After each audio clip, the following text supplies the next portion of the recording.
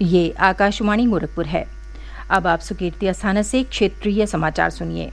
देश भर में 18 वर्ष से अधिक आयु वर्ग के लिए सरकारी केंद्रों पर निःशुल्क राष्ट्रव्यापी कोविड टीकाकरण अभियान जारी है।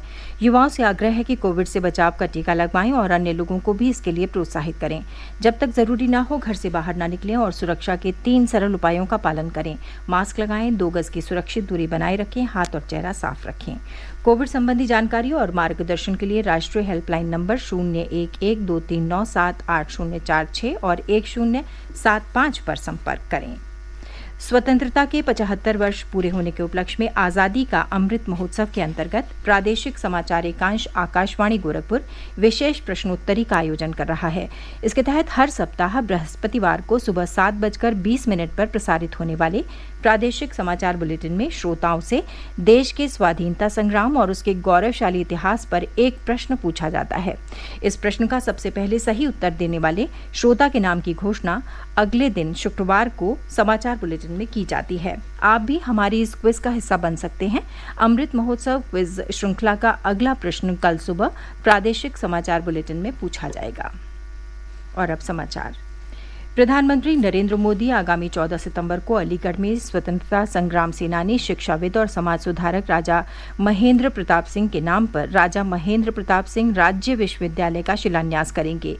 मुख्यमंत्री योगी आदित्यनाथ ने आज अलीगढ़ का दौरा करके कार्यक्रम के संबंध में चल रही तैयारियों का जायजा लिया। बाद में उन्होंने संवाददाताओं को संबोधित करते हुए कहा कि अलीगढ़ कमिश्नरी के 400 से अधिक महाविद्यालय इस विश्वविद्यालय से संबद्ध होंगे।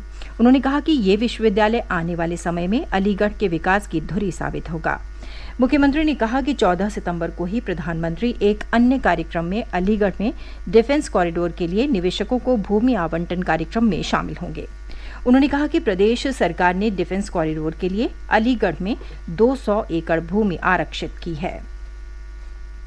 भारतीय जनता पार्टी ने आगामी उत्तर प्रदेश विधानसभा चुनाव के लिए केंद्रीय मंत्री धर्मेंद्र प्रधान को पार्टी प्रभारी बनाया है। पार्टी के 3 अन्य नेताओं सहित केंद्रीय मंत्री अनुराग सिंह ठाकुर, अर्जुन राम मेघवाल, शोभा करंदलाजे और अन्नपूर्णा देवी सह प्रभारी होंगे।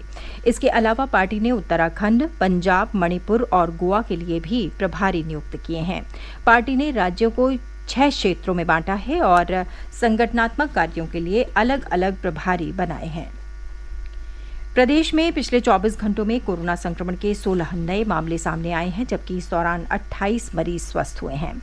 राज्य में सक्रिय मामलों की संख्या 214 रह गई है। प्रदेश के 31 जिलों में कोरोना संक्रमण का अब एक भी मामला शेष नहीं है। राज्य में कोविड से स्वस्थ होने की दर 98.7% है। कल 2,17,000 से अधिक नमूनों की जांच की गई। अब तक 7,40,00,000 से अधिक नमूनों की जांच की जा चुकी है। प्रदेश में कोविड रोधी टीके लगाने का कार्य तेज गति से चल रहा है। राज्य में कल 14,51,000 से अधिक टीके लगाए गए। अब तक 8,24,00,000 से अधिक टीके लगाए जा चुके हैं। इनमें से 6,90,00,000 से अधिक लोगों को टीके की पहली डोज लगाई जा चुकी है, जबकि 1,34,00,000 से अधिक लोगों को टीके की दोनों डोज लगाई जा चुकी हैं। केंद्र सरकार ने उच्चतम न्यायालय को सूचित किया है कि उसने राष्ट्रीय रक्षा अकादमी एनडीए में महिलाओं को प्रवेश देने का निर्णय लिया है। सरकार ने कहा कि ये निर्णय सशस्त्र बलों के साथ परामर्श के बाद किया गया है। न्यायालय ने 18 अगस्त को फैसला सुनाया था कि राष्ट्रीय रक्षा अकादमी में महिलाओं को प्रवेश की अनुमति दी जानी चाहिए। इस फैसले से महिलाओं के लिए तीनों सेनाओं में स्थायी कमीशन हासिल करने के अवसर खुल जाएंगे। आज अंतर्राष्ट्रीय साक्षरता दिवस है। ये दिवस व्यक्ति, समुदाय और समाज के लिए साक्षरता के महत्व को रेखांकित करता है। इस वर्ष अंतर्राष्ट्रीय साक्षरता दिवस का विषय डिजिटल साक्षरता विभाजन को कम करना है। पहला अंतर्राष्ट्रीय साक्षरता दिवस 1967 में मनाया गया था। पूर्वी उत्तर प्रदेश में मौसम के एक बार फिर बदलने की संभावना है। मौसम विभाग ने शुक्रवार को राज्य के पूर्वी हिस्सों के लगभग सभी स्थानों पर वर्षा होने का अनुमान जताया है। कल कई स्थानों पर गरज चमक के साथ वर्षा होने की संभावना है। ये समाचार बुलेटिन हमारे YouTube channel AIR news Gorakhpur और ट्विटर हैंडल AIR_GKP पर भी उपलब्ध है। इसके साथ ही क्षेत्रीय समाचारों का ये बुलेटिन समाप्त हुआ। नमस्कार।